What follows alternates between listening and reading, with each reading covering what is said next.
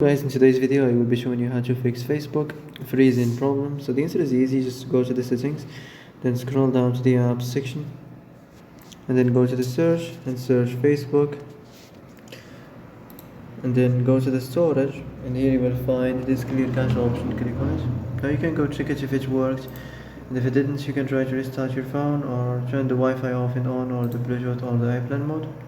Also you can try to clear data, but be careful. If you clear data, all this application's data will be deleted. This includes all files, the settings, the accounts, the databases, etc. So be careful if you want to clear your data.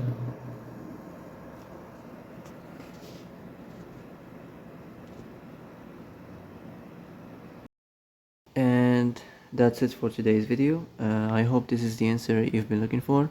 If you like this video, don't forget to like and subscribe, and see you in the next video. Thanks for watching.